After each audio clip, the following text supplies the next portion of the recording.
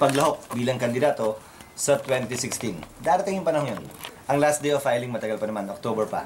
So may panahon pa naman para magpasya, mag-aral, magmuni-muni, at magnilay-nilay kaugnay sa bagay na ito. Meron po bang kinalaman sa magiging desisyon nyo ang... Yung hindi mo binoto, hindi naman dapat magalit sa'yo. Nagkataon lang na hindi mo siya gusto. Hindi kung lahat ng hindi bumoto halimbawa kay Secretary Rojas ay magagalit siya.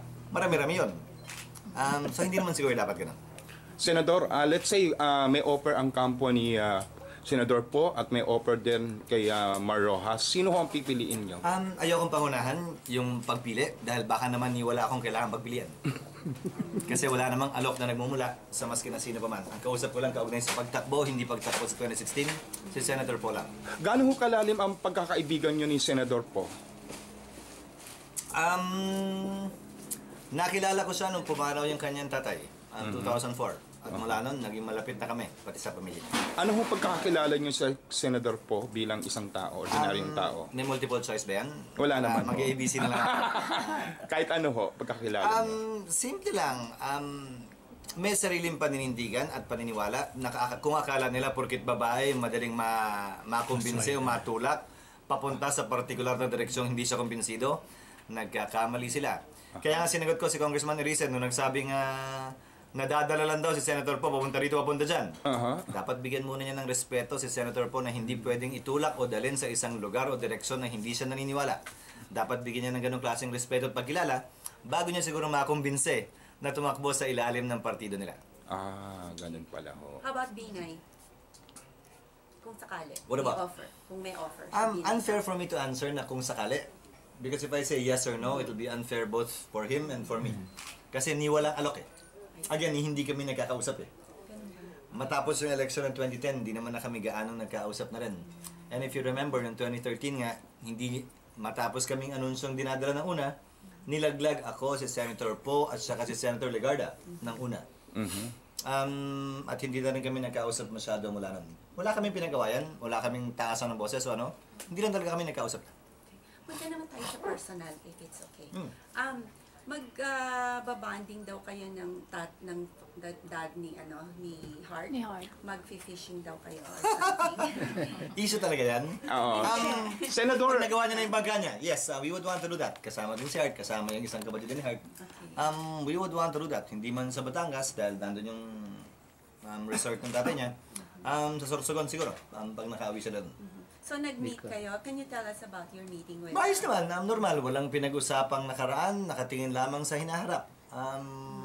Walang mabigat na usapan, magaang lang yung kwentuhan na parang walang nangyari. Paano ho nangyari ang meeting ninyo with the parents of Nagpunta sila sa bahay namin ni Hart. Pero magpapakasal ulit daw kayo sa harap ng mga magulang Hindi niyo? naman magpapakasal ulit. Siguro sa anniversary namin, imbitahan, may konting okasyon lang, at least nandun sila. Para naman makapiling, makasama din namin sila sa okasyon ng aming pagpapakasal. Hindi muli, pagpapakasal lang. Kasi yan ang narinig namin sa mga alam mo na. Hindi, magre-renewalan siguro kami, pero hindi kasal to ulit. Renewal ba? Kasi tinanong ko kung kakasal ba tayo ulit, may regalo ulit. Wala naman daw. Kaya... Senator, pero ano ho napag-usapan ninyo ho? Paano ho nagsimula ang usapan? Normal lang. Parang walang nangyari. Parang walang nangyari. Parang walang nangyari. Ah. Na dapat naman talaga. Hindi naman na kailangan balikan pa ang mga dapat na, ang mga nakaraan. Dapat, as I said, moving forward, looking ahead, ganun lamang yung usapan natin. Gaano ho kasaya ngayon si Hart Evangelista tungkol sa nangyari? Masayang-masaya siyempre dahil malaking tinik yung nabunot sa kanya at malaking pasanin ang nawala sa kanyang mga balikat. Sino ba naman ang gustong malagay sa gitna ng ganyang sitwasyon? Asawa mo at mga magulang mo. Kaya nga pinagaan ko din at tiniyak kong magaang din para sa kanya ang anumang tangka niya na magkaayos, magkabati at maging maayos ang relasyon. I see. Thank you very much. Senator, can you update about the Ampatuan? Again? I-update mo na kami ng kaunti about the Ampatuan. Pending pa rin yung kaso. Hindi ko alam kung ilan na nagawa ng private sector. Pero ang nasirang bahay sa kabuuan sa buong Region 8 ay 800,000. Okay. So napakalayo pa ng kailangan nilang lakbayin at lakarin patungo sa pagpapagawa talaga at pag-restore ng dating sitwasyon bago tumama ang bagyong Yolanda. Yung pagtigil ng pag-ibig, alam ko hindi at walang dahilan na dapat tumigil ang pag-ibig.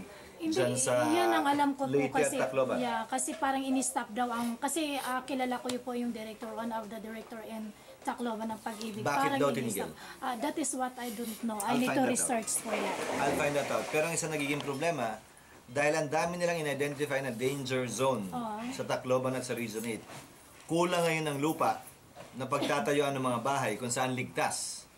Okay. Yun ang nagiging problema yata nila. Kaya pati siguro si Senator Lacson nahirapan sa trabahong binigay sa kanya Okay. bilang rehab czar sa Region 8.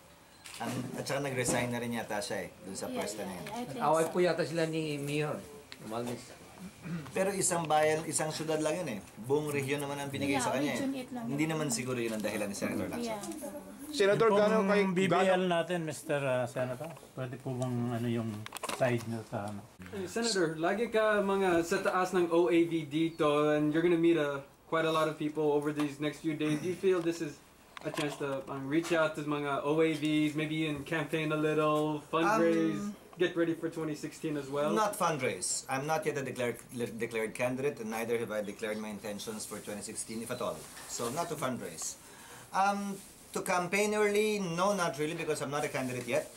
But I'd rather that it be said that I'm campaigning early, rather than it be said that I never visited the United States, not once, if only to say hi, if only to ask for some inputs from our constituents here in the United States. Mas pipiliin ko na sabihin na kampanya ako, kaysa sabihin nila, ni minsan hindi ako nadalaw, nabisita rito, at nakikita lang ako sa panahon ng eleksyon.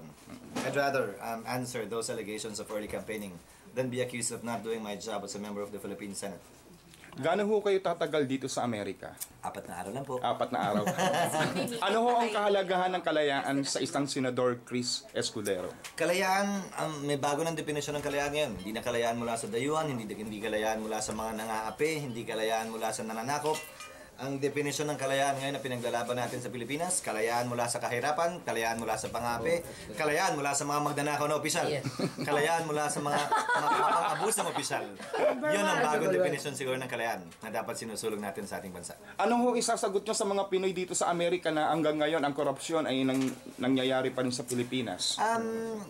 Panahon ni Jesus may magnanakaw na, panahon ni Moses may magnanakaw na rin, 5,000 taon, 2,000 taon na nakakalipas.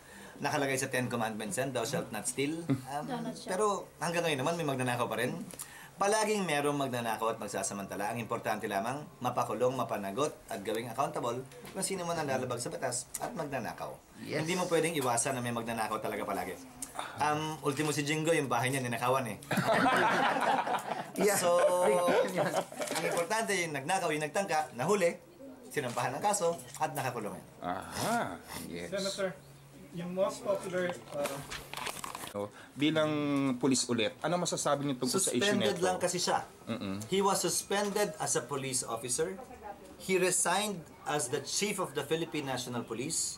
So when the period of suspension ended, he returned to being a policeman but not as chief PNP because he already resigned as chief PNP. Actually, the major problem there is under the law, there should only be one 4-star general in the PNP. I think that's one of the reasons why the president has not been able to appoint a chief PNP, because General Purisima still holds the rank of a 4-star general, although he's not the PNP chief. And only the PNP chief can have that rank, because in a perfect world, when the chief PNP retires, the 4-star general position will be rendered vacant. It can be filled up by another chief PNP, which will hold the rank of a 4-star general too. But this is a very unique situation, that you have a resigned chief PNP that remains in the service because he is not yet retired and he still holds the rank of a 4-star general. Unique yung sitwasyon yun. Kaya medyo first time sa ating lahat yan. Aha. So, ano yun? Tatanggap pa rin pa siya ng sweldo ho? Of course. Oo. Di ba ongoing ho yung kaso niya? Ongoing, kaya nga siya nasuspinde. Ito yung kaso niya kaugnay ng Fairfast. Ito yung messenger service ng mga lisensya ng baril. Ongoing pa rin yun. Tapos na yung period of preventive suspension niya. So the case is being heard as we speak. Hindi naman porkit may kaso, hindi na pwede manilbihan. Kawawa, hindi naman. Paano pag inosente ka? So pag may nagsampa sa akin ng kaso, hindi ako pwede umupong senador? Paano pag kalokohan lang yung kaso? Hindi naman pwede. If there is indeed sufficient basis or probable cause, the Ombudsman will issue a preventive suspension order that can last for a maximum period of 90 days. 3 months. After that, hopefully matapos na yung investigasyon, maging permanent yung penalty, either suspension or dismissal from the service, or kulong. But in this case, hindi pa tapos yung kaso. Ay, hindi pa ho tapos yung kaso. Yes, sir. Handa ka bang tanggapin ang pagpasok ni... Excuse me, si UNTV. Ayan.